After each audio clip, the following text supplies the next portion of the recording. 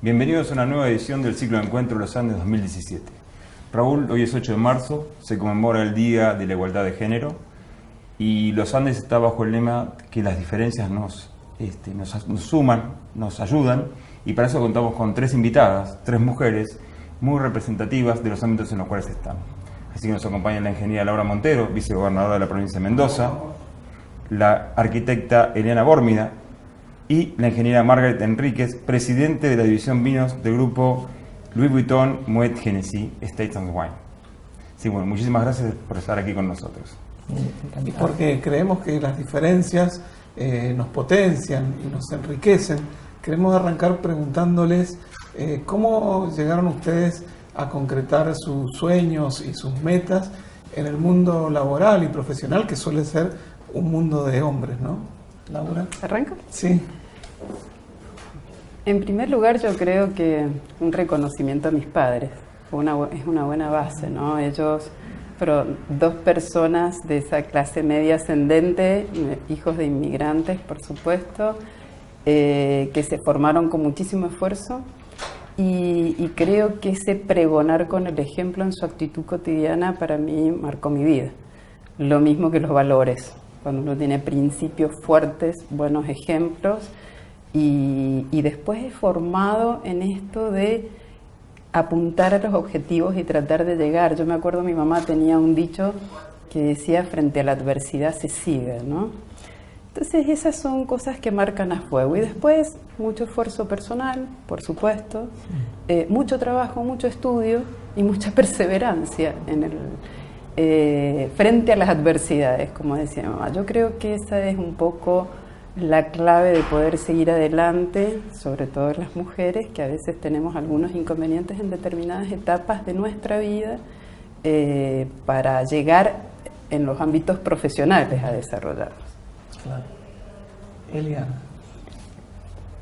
Dejando de lado lo que dice Laura del agradecimiento a los padres, por supuesto, a mí me parece que una cosa importante para señalar es cómo uno en la vida aprende a conocerse a uno mismo, poder entender cuáles son los dones que uno tiene y las cosas que no tiene, con las cuales uno nació, dones personales de la naturaleza y también circunstancias que a uno le han facilitado las cosas a veces o se la han dificultado. Entonces eso es una cosa sumamente importante. Y después empezar a ver desde que uno es chico qué le gusta a uno hacer, dónde se siente feliz, qué cosas le salen a uno bien con naturalidad, en qué cosas no se tiene que esforzar demasiado porque se siente a gusto. Eso es tremendamente importante. Y después ponerle un rumbo a la vida, un rumbo que después, por supuesto, la vida va acompañando, te va ofreciendo cosas, te va haciendo ver en qué momentos surgen oportunidades. Entonces yo creo que no hay que ponerse una meta rígida, sino ponerse un rumbo. Y después también ir aprovechando y agradeciendo las cosas que uno va recibiendo, una educación buena. Yo fui a un colegio público excelente, que era la Escuela del Magisterio. Siempre me moví en un mundo de mujeres, siempre éramos muchas mujeres, nuestras hermanas. Fui a un colegio de mujeres y recién cuando tuve 18 años tuve una beca en Estados Unidos donde conocí el mundo de hombres, a través de los compañeros del colegio y a través de una familia que tenía 7 hermanos varones yo. Entonces fue una cosa sorprendente, pero fue en Estados Unidos, donde las diferencias realmente no se notaban para nada en ese momento. Y bueno, ahí también uno aprende a conocerse más, a pulir la personalidad. Yo era muy tímida, sumamente introvertida. Y después, bueno, en esos años en que y tuve esa beca, no había ni teléfono celular, eran cartas escritas en papel de avión que duraban 20 días en llegar. No se podía hablar por teléfono porque había una telefonista que decía: espere unas 24 horas, va a tener la llamadita. Bueno, entonces, así a lo largo del tiempo, universidad, vida profesional, siempre más o menos caminando hacia adelante, creyendo en lo que uno cree y tratando de ayudar a los demás también y de formar equipos, que eso siempre ha sido, yo creo, la base de haber logrado metas, los equipos.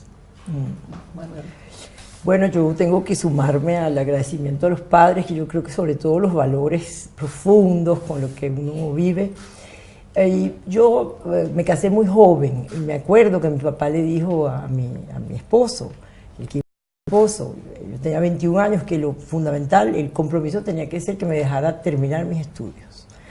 Él siempre tuvo esa idea muy clara. Y mi obsesión, mi pasión es dar.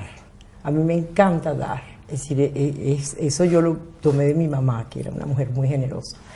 Y cuando uno va a dar, uno no puede dar con lo que uno no tiene. Entonces así empecé a trabajar.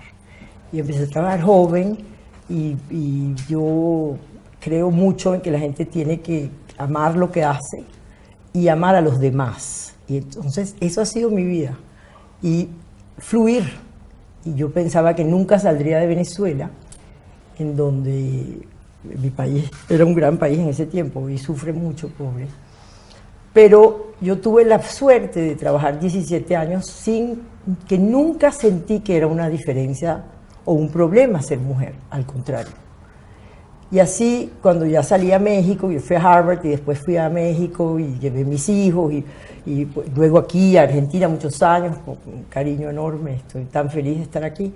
Y ahora Francia, yo dejé, la vida me fue llevando y hay que saber fluir consigo mismo y fluir con los demás. Y yo diría que todo esto junto es lo que me ha permitido llegar a donde estoy. Margaret, recién decías el amar, el dar.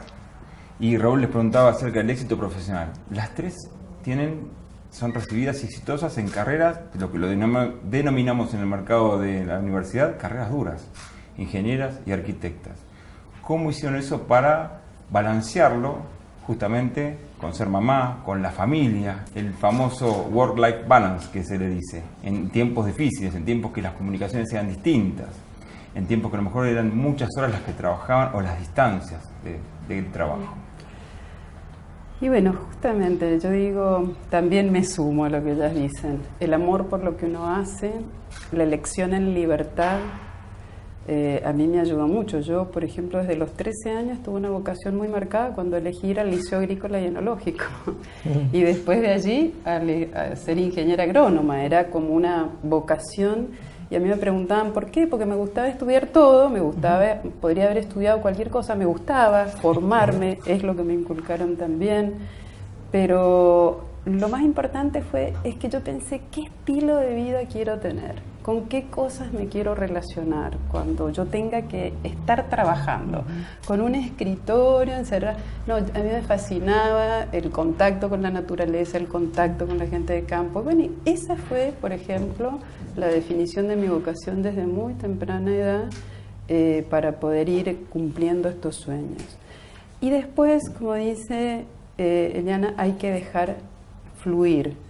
La maternidad es, la verdad, el don más maravilloso que me regaló la vida y lo digo cada vez que puedo, porque mis hijas han sido mi norte, mi guía en muchos aspectos, me completaron como mujer, pero también fue la etapa más dura de mi vida cuando tuve que ir par y paso, concretando mi vocación profesional, porque yo era ingeniera agrónoma y llevaba fincas, pero paralelamente teniendo los procesos de gestación. Además yo era profesional independiente, por lo tanto no tenía licencia por maternidad, porque yo le tenía que dar respuestas a la gente que le llevaba a las fincas y no me podía desaparecer 3 meses, porque hacía procesos de gestión integral en las fincas que llevaba.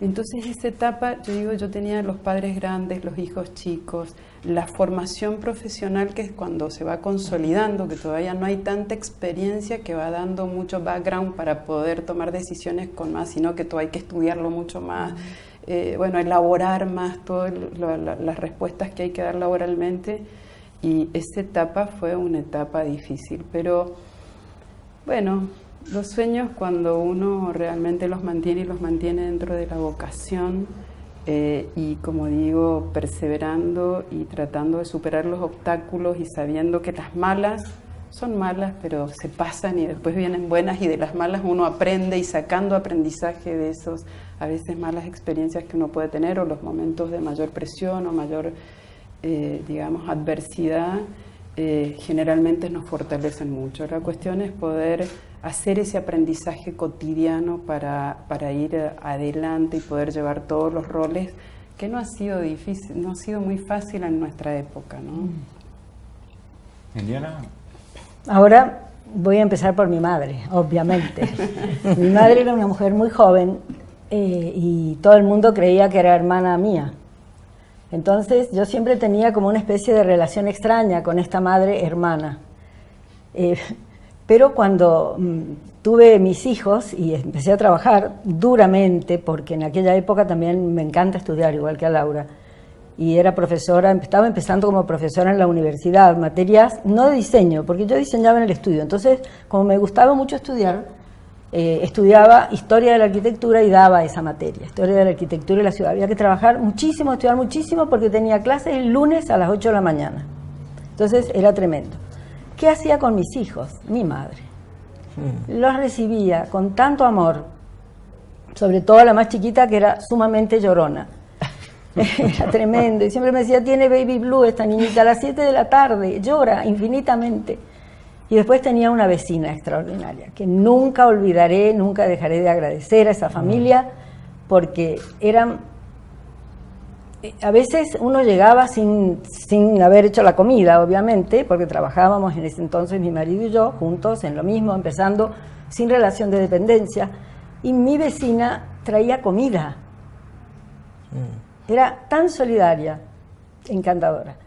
Así que bueno, la vida de la profesión relacionada con el trabajo es duro. Pero los hijos, a lo largo del tiempo, esto me pasó hace 1000 años, ahora tengo nietos de 17 años, o sea, ya pasó hace mucho eso. Pero mis hijas han comprendido después de mucho tiempo todo eso y lo valoran y son muy amigas ahora, muy amigas. Y, Margaret, ¿cómo lo viste tú? Yo tuve la suerte, de nuevo en Venezuela, porque yo me casé allá y yo trabajé y pasé 17 años antes de salir, ya son más de 20 y pico de años que salí, pero yo tenía mucha ayuda. Yo rápidamente me di cuenta que tenía que priorizar. Así es que para mí era muy claro que mi salario y todo lo que yo podía, bonos, lo que fuera, era para apoyar a la gente que me ayudaba en casa. Siempre tuve una relación extraordinaria y muy cercana, como la que me gusta tener con mis empleados. Así es que mis hijos tuvieron la suerte de tener 4 caras en toda su vida. Así es decir, la cuarta todavía está con mi hijo chiquito, que está acompañándolo ya para la llegada de su primera hija, que será mi tercer nieto. Es la segunda nieta. Y la mía no es tan grande como la tuya. Tengo una de 7, mis hijos se casaron más grandes. Pero siempre, yo cuando la gente dice así como el equilibrio, yo tengo la sensación que la gente habla como si estuviéramos haciendo una contabilidad. Y yo creo que no es eso, hay que hacer lo que uno quiere hacer, hay que hacerlo bien, hay que tener las prioridades. Yo en el año 2000, después del 99, que había trabajado durísimo en México, me di cuenta que mi segundo hijo estaba un poco agresivo y decidí negociar y paré, porque la prioridad eran mis hijos. Es decir, uno sabe cuándo es su prioridad, pero uno saca una cuenta 3 horas para acá, 4 horas para allá. Y eso es simplemente, de nuevo, fluir y estar a gusto con lo que uno hace y hacerlo bien. Y yo digo exactamente lo mismo. Hoy mis hijos están grandes, yo siempre les pregunto y ellos están muy felices, y yo pienso que los inspiró mucho a obligarse a ser buenos estudiantes, son muy buenos hijos, contra todas las teorías contrarias que dicen que no es cierto. Y lo fundamental, yo creo que no hay ni que quedarse en la casa, ni que trabajar, no hay ninguna fórmula. La fórmula es hacer lo que uno quiere hacer, hacerlo con gusto y hacerlo bien. Si tú te quedas en tu casa, mi nuera se queda en su casa, ocupa de sus niños, eso le ha dado mucho chance a mi hijo. Yo la quiero muchísimo porque ella está contenta con lo que ella está haciendo, es su decisión, pero no se queja.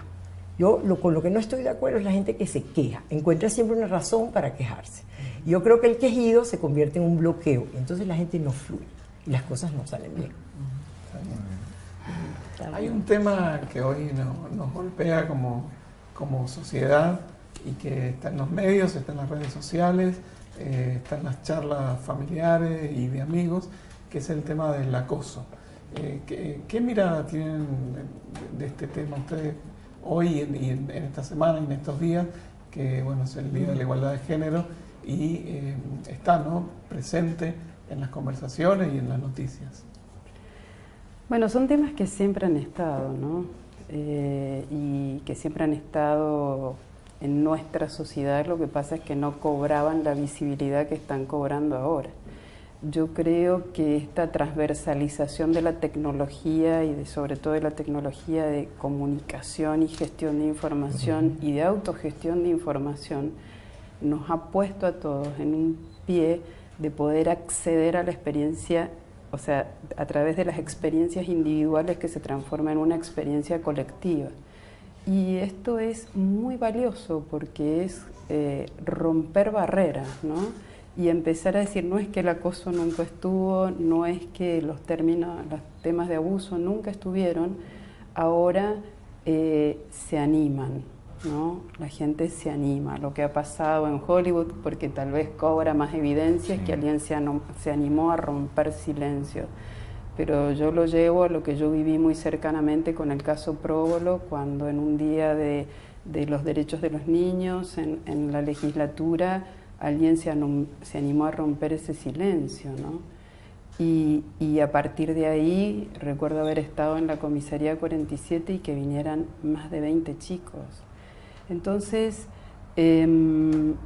esto de poder ahora sociabilizar estas experiencias y decir lo que me pasó no me tiene que avergonzar, no me tiene que intimidar, no me tiene que atemorizar, le puede pasar a muchos.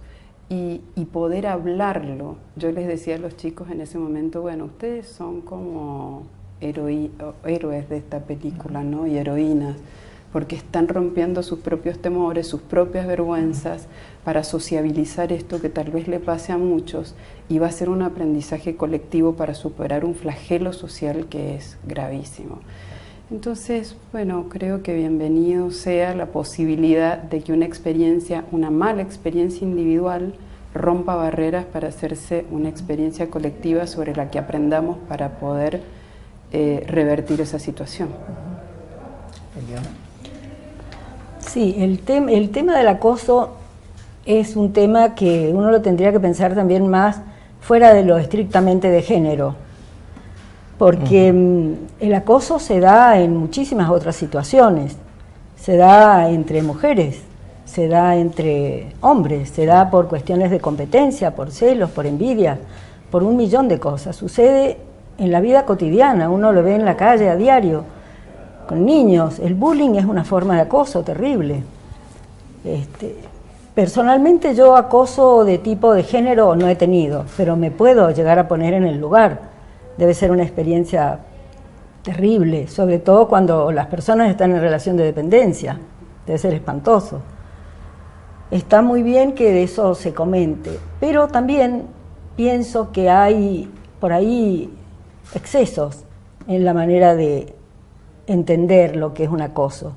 Hay grados, hay circunstancias que no podrían ser llamadas acoso y sin embargo se hace como un abuso del término y de la publicidad de ese tema. Así que es algo que está muy bien, hay que tomarlo con distintos grados, hay que tomarlo en serio y tratarlo de entender como un problema de hoy que a cada uno le va a tocar en su grado, en su manera. Y yo estoy de acuerdo, yo creo que lo importante aquí ha sido el que esto sea abierto, que es un poco además la realidad de la comunicación, es decir, esto es parte de toda esta apertura que se está dando a través de la comunicación. Estoy totalmente de acuerdo que el acoso no es simplemente hombre y mujer, sino que pasa en muchos niveles, pasa en estratos de niveles de trabajo, en la gestión de jefes que no saben cómo ejercer la verdadera autoridad, que no se hace acosando a sus empleados. Es decir, hay muchas formas de acoso. Yo creo que lo importante es que la gente hoy lo puede decir, pero siempre me acuerdo de mi mamá que decía que nada en exceso es bueno. Así es que este exceso, que todo se transforma en un acoso, va a hacerle mucho daño a la mujer. Yo creo que entonces no es muy bueno querer llevar eso a extremos. Hay que tomar la justa medida y esto invita a la gente a hablar. Ahora bien, las empresas tienen que asumir su responsabilidad y ver cómo manejan el hecho de que hay gente que va a comunicar de manera diferente. Estamos preparados en las empresas para recibir a la gente cuando tiene un problema. ¿Cómo vamos a hacer? Yo no creo que eso ha sucedido. Las empresas todavía no se han cuestionado de cómo tienen que procesar esto, porque debe haber un cambio ante esto. Pero tenemos que tener mucho cuidado de no querer llevar esto a los extremos, que prácticamente la gente no se puede ver porque ya es un acoso. Es decir, no llevar esto a extremos, porque los extremos hacen mucho daño. Y hacen mucho daño porque dan pie a la manipulación. Y la manipulación es la subestimación del intelecto del otro y es verdaderamente muy dañino. Entonces tenemos que tener cuidado para que las cosas se manejen en el sano equilibrio y que las empresas o las organizaciones se preparen para dar los servicios de manera de transformar esto en una nueva oportunidad de comunicación. No, y además, por lo menos, Raúl, cuando planteamos, digamos, esta pregunta dentro de esta reunión, la verdad que nos habíamos olvidado de lo que había sido todo el caso Próbulo y lo hemos enfocado 100% en lo que era a nivel de la empresa. Y en realidad es la sociedad. Nos hablas de la manipulación de las sociedades. Y eso es muy importante, que aprendamos de la historia para no repetir errores del pasado que pudimos haber tenido. Exactamente. Les hago una pregunta, en un minuto si les parece. Si tuvieran la posibilidad de hacer una acción inmediata para allanar aún más el camino hacia la igualdad de género, ¿cuál harían? Yo creo que hay que apuntar a la feminización de la pobreza. Es terrible los datos que se han publicado ahora en el Foro Económico Mundial, la OCDE, en general, para Latinoamérica. Había una disminución particularmente para Latinoamérica importante en la pobreza en general, pero un incremento de la pobreza de mujeres, ¿no? Y esto tiene una clara incidencia sobre los hogares monoparentales de madres solas por las repercusiones que tienen después sobre las oportunidades de sus hijos. Así es que yo creo que hay que trabajar muchísimo en esto y particularmente cómo llegar a la equiparación en el acceso laboral, porque las estadísticas todavía no nos favorecen, o sea, llega el 52%, 53% de las mujeres, mientras lo hacen casi el 80% de los hombres. Hay que vencer la brecha salarial, que es de aproximadamente el 27%, aún acá para Mendoza. Un solo dato que sacó la OCDE ahora en un informe bastante reciente es que disminuir la brecha salarial en un 2,6% incrementaría un 1% el Producto Bruto. Entonces tendría una implicancia a la incorporación de la mujer de manera activa al ámbito laboral, no solo en la repercusión personal, sino en la repercusión del desarrollo. Y esto, la verdad, está en las estadísticas de los países más evolucionados. Islandia, que ha logrado una ley de equiparación salarial ahora, hace muy poco, ¿no? Suecia, que tiene niveles altísimos de representación de mujer y de equiparación salarial y de brecha muy baja.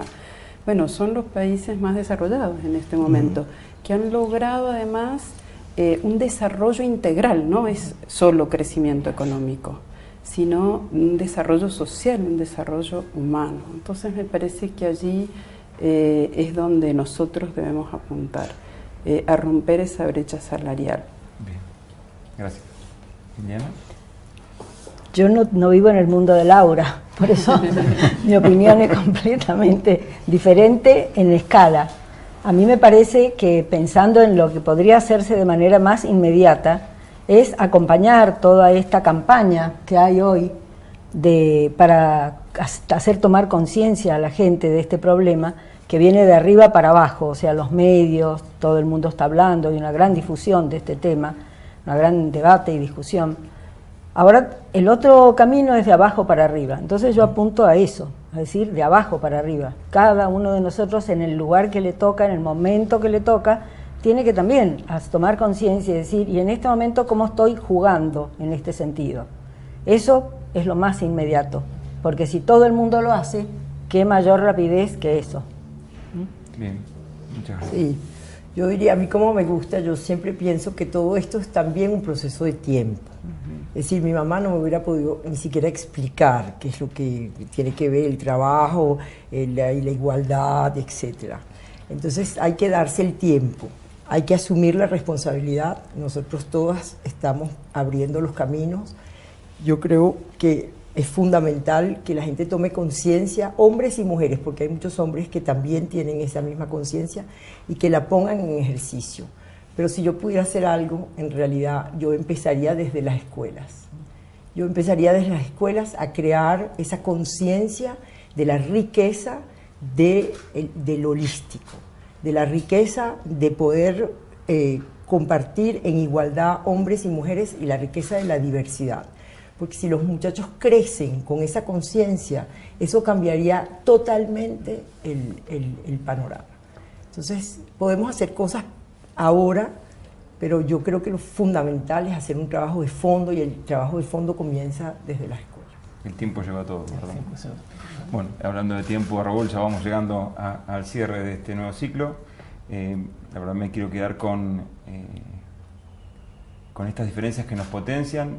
Tres puntos que veo como factor común, digamos, en ustedes, ¿sí? El valor, el compromiso y la convicción de cada una de las cosas que pudimos charlar acá en esta mesa, aquí en el Espacio Yandón. Quería dejar una reflexión para cerrar, que es del secretario general de la ONU, Antonio Guterres, con motivo de la conmemoración del 8 de marzo. Y dice que la participación de la mujer hace que los acuerdos de paz sean más sólidos, que las sociedades sean más resilientes y que las economías sean más pujantes, como para seguirlo. Muchísimas gracias. Muchas gracias. Les agradecemos a nuestras invitadas que han venido, han participado, y a la gente le decimos que pueden conocer más de su pensamiento en las distintas plataformas de los Andes en los próximos días. Gracias. Muchas gracias. Muchas gracias. Muchas gracias.